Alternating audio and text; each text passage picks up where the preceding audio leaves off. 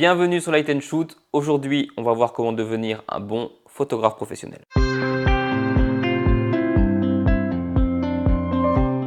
Ça, c'est une vidéo qui n'était vraiment pas prévue au programme, mais c'est une question qu'on me pose tout le temps. Donc du coup, je vais te donner mon avis, qui vaut pas plus que le tien. Avant de partir sur un long monologue, je t'annonce que deux potes à moi ont créé leur première expo photo ce week-end à Villerue, en Lorraine. Ils m'ont demandé d'y participer au milieu de 50 autres artistes et j'ai accepté avec grand plaisir. Et je ferai également un workshop le samedi et un workshop le dimanche à 16 h. C'est gratuit à Villerue. Je te mets les liens en description. Et pour les personnes qui n'habitent pas en Lorraine, on va essayer de retransmettre le workshop du dimanche sur ma chaîne YouTube. Ça, je te le promets pas, mais on bosse dessus. Bon, comment devenir photographe professionnel? En vrai, la réponse est très simple. Tu montes ton entreprise pour avoir un numéro de SIRET et c'est tout. Voilà. Bon, après, être photographe pro et en vivre, c'est deux choses différentes. Et c'est de ça dont on va parler. J'imagine que si tu veux te lancer en tant qu'activité principale ou secondaire, c'est pour que ça marche un minimum. Dans cette vidéo, je vais donc te parler des questions que je me suis posées avant de me lancer. Et tu verras, en fait, c'est des questions débiles. Mais parfois, il faut se les poser. Déjà, avant tout, pour moi, être photographe pro, c'est faire des photos qui vont satisfaire tes clients. Ça, c'est vraiment la base. Parce que la mauvaise pub va beaucoup plus vite que la bonne. Et des clients contents, c'est le meilleur moyen d'avoir une entreprise qui tient la route. Donc la première question à te poser, elle va piquer un peu. Et c'est la suivante. Est-ce que tu t'en sens capable? Attention, l'idée c'est pas de te dénigrer ou de penser qu'il faut être le meilleur pour se lancer dans un truc. L'idée c'est d'avoir un recul juste sur ton taf et de te situer pile entre l'excès de confiance et le syndrome de l'imposteur. En vrai, ce qu'il faut, c'est que tu saches faire ce que tu veux vendre. Le reste, on s'en fout. Donc là, on arrive à la deuxième question. Qu'est-ce que tu veux vendre? Je connais des tas et des tas de photographes pros avec qui je parle très régulièrement et on est beaucoup à ne pas du tout avoir la même vision du métier. Moi, j'ai choisi assez tôt de bosser dans la com et le corporate. Je fais donc des photos et des vidéos principalement pour les entreprises. Et du coup, les entreprises, ça vend plein de trucs différents. Donc si on fait un petit parallèle, j'ai en quelque sorte choisi d'être médecin généraliste de la photo. C'est-à-dire que je fais pas mal de choses. Parce que dans les domaines où j'évolue, il y a des demandes assez larges. Mais tu peux tout au contraire te spécialiser dans un domaine. Ça, beaucoup de gens le font. Et rien ne t'empêche, au-delà de ça, de créer un concept. Un bon exemple de concept qui marche, c'est le studio Les Vieux Singes à Metz. Eux, entre autres, ils proposent la mise en place d'un décor dans leur studio avec des costumes qu'ils prêtent aux gens. Et du coup, ils accueillent de grands groupes qui viennent se faire shooter costumés dans la bonne humeur. Et ça, par exemple, pour les enterrements de vie de jeunes filles, ça marche monstrueusement bien. À ce moment-là de la vidéo, j'aurais envie de te dire que finalement, le plus important, c'est l'envie. Fais quelque chose qui te donne envie. Parce que c'est quand même dommage de choisir un métier qui est lié à ta passion pour que ça finisse par t'en dégoûter. Trouve donc un moyen de vendre des choses qui te plaisent et qui te donnent envie d'y aller chaque jour. Donc si on ramène ça à mon parcours, ça donne quelque chose comme: je m'appelle Loris Romano, je suis photographe et vidéaste, principalement d'entreprise, mais je fais également beaucoup de portraits d'artistes parce que c'est un milieu dont je viens. Récemment, j'ai voulu réorienter ma carrière vers les workshops afin de partager mon savoir et en ce sens, j'ai monté une chaîne YouTube pour montrer un peu mon univers. Cette chaîne YouTube m'a permis jusque-là de bosser avec plusieurs marques, que ce soit par des vidéos ou sur des salons. Actuellement, on en est là.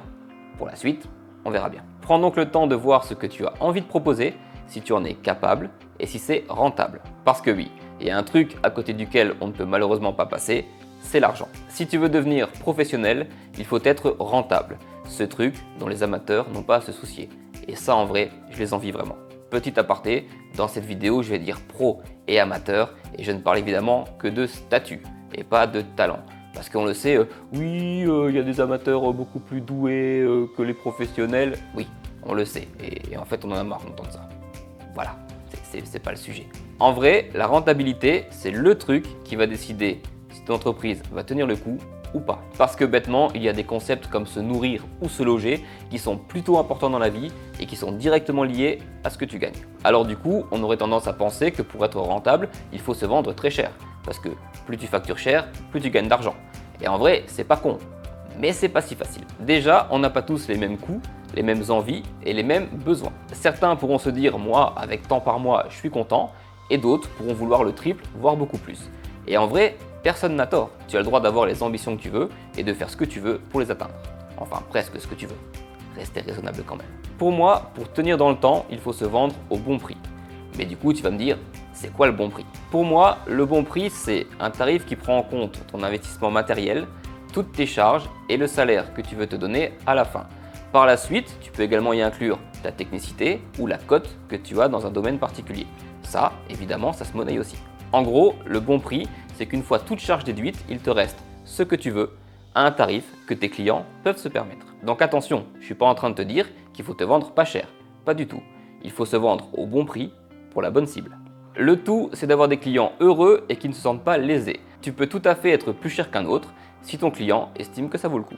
Mais du coup, comment avoir des clients? Parce que c'est bien beau, si tu es le meilleur mais que personne ne le sait, tu n'auras pas de clients. Il peut suffire de quelques beaux jobs pour lancer la machine, mais au début, ça peut paraître compliqué. Bien que je t'ai dit que la rentabilité était une des choses les plus importantes, il faut également que tu puisses montrer ton travail. Une fois que tu auras défini ton domaine et ce que tu veux vendre, n'hésite pas à te faire un book pour le montrer à tes futurs clients. Quitte à faire des collaborations s'il le faut. N'en fais pas 1000, évidemment, n'en fais pas 1000, il faut que tu puisses vendre ton travail. Mais par contre, il va falloir que tu aies quelques photos à montrer. Et ça, c'est vraiment très important. Ensuite, j'aime raisonner en termes de liste. Je me dis que quand quelqu'un cherche un photographe, ce qu'il va faire, c'est dans sa tête, créer une liste des photographes qu'il connaît et piocher dedans. Et s'il n'en connaît pas, il va très certainement demander à d'autres personnes s'ils connaissent un photographe.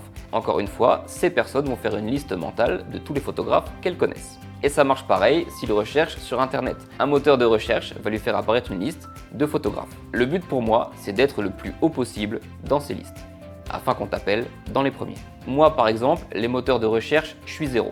J'ai même fait sauter mon site il n'y a pas longtemps parce que je ne l'aimais plus du tout. Moi je me sers beaucoup de mon réseau pour travailler et aussi des réseaux sociaux pour le bouche à oreille. Mais que ce soit via un réseau de personnes ou sur internet, il faut qu'on sache que tu es là. Pour le bouche à oreille, un des meilleurs moyens que j'ai trouvé pour qu'on parle de moi, en vrai c'est gratuit et ça n'a rien à voir avec la photo, c'est d'être sympa. J'essaye toujours d'être de bonne humeur sur les shootings, d'être conciliant, de faire un petit effort si on me le demande. Mais par contre, s'il y a un truc qui me gêne vraiment, je l'explique calmement et sans me prendre la tête. Et en général, ça se passe très bien. Après, ça, c'est mon truc. Il y a probablement des photographes imbuvables qui sont bien plus avancés que moi. Mais ça, c'est un choix que j'ai fait personnellement. Bref, si je devais résumer tout ça, étudie avant tout ce que tu as envie de faire. Vois si tu es capable de le faire. Essaye de faire une petite étude de marché pour voir à quel tarif ça se vend autour de toi et à quel tarif tu veux le vendre toi. Tu n'es pas obligé de te vendre moins cher. Si tu estimes que ton travail vaut plus, tu peux le vendre un peu plus cher. Et enfin, fais en sorte qu'on sache que tu es là. Si ça ne marche pas, c'est que ça bloque à une de ces étapes. Si tu es de Lorraine, je te rappelle que samedi et dimanche à 16 h, je donne un workshop gratuit à Villerue. C'est dans la description. J'espère que cette vidéo t'a plu. N'hésite pas à t'abonner pour voir les autres. Et je te dis à très bientôt sur Light & Shoot.